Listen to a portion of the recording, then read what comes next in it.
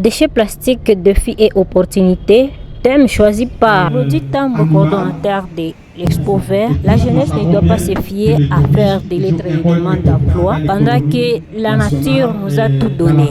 Claudie Tambo exhorte ces jeunes présents à cette exposition verte à s'impliquer davantage dans l'entrepreneuriat vert afin de booster leurs connaissances et tout ce qu'ils ont appris lors de cette exposition.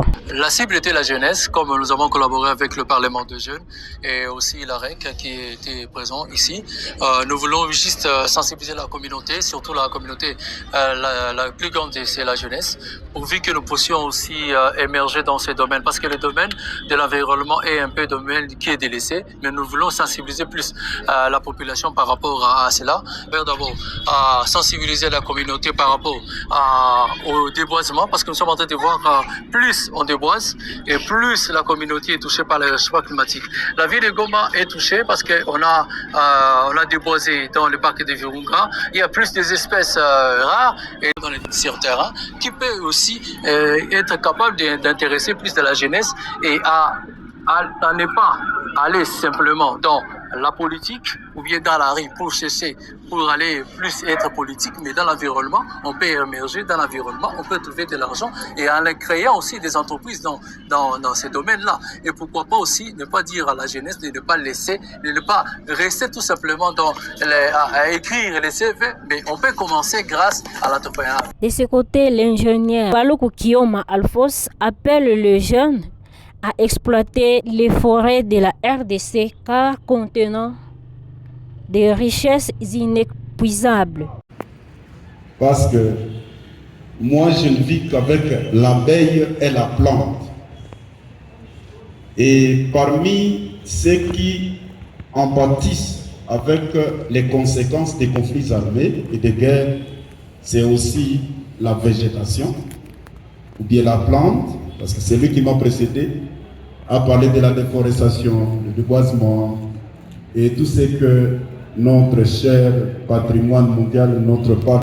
Les huiles essentielles produites par les forêts de la RDC sont beaucoup plus sollicitées dans les laboratoires pharmaceutiques du monde.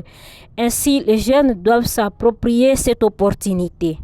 Justin Moutabeche, activiste environnementaliste, évoque le défi que présente le parc de Virunga actuellement et appelle les jeunes à la protection de la nature et surtout en veiller sur la protection de la biodiversité et la sauvegarde du parc national de Virunga qui possède tant de richesses.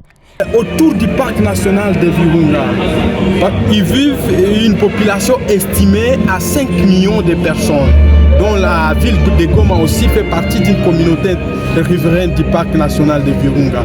Il y a des opportunités autour de cela. À part la guerre, on peut planter les arbres autour de Virunga.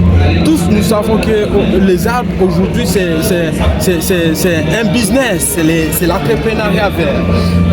Il y a un intervenant qui a parlé de l'extraction des huiles essentielles, ici des arbres.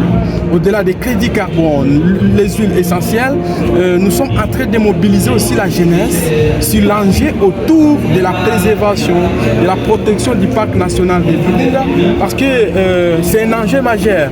C'est un enjeu majeur dans le sens où le parc national de Virunga aujourd'hui fait débat au niveau international avec les blocs pétroliers. Il y a une forte pression sur le bloc 4 et bloc 5 autour du lac Albert, en limite avec l'Ouganda. La jeunesse doit hausser la voix pour dire non à l'exploitation du pétrole dans le parc national de Virunga, parce que sa préservation, pas seulement elle est en train de créer de l'emploi chez les jeunes, mais aussi sa protection, elle crée aussi plus d'emplois. Je suis en train de dire aussi que la jeunesse doit se mobiliser pour tirer profit de la présence et de l'existence du parc, parce qu'il faut de l'entrepreneuriat vert. Et dans les parcs, on trouve des espèces animales, des espèces animales utiles pour l'entrepreneuriat touristique. Il y a des cours d'eau dans les parcs qui sont alimentés par d'autres territoires, qui puissent créer des centrales hydroélectriques comme source d'énergie.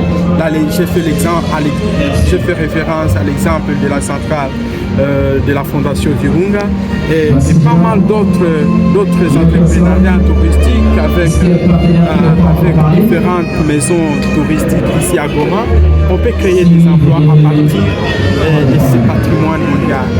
Merci. Participants à ces assises ont confirmé leur intérêt d'être formés à chaque étape par Expo Vert et participer à d'autres activités d'avenir. J'ai fait une petite recherche.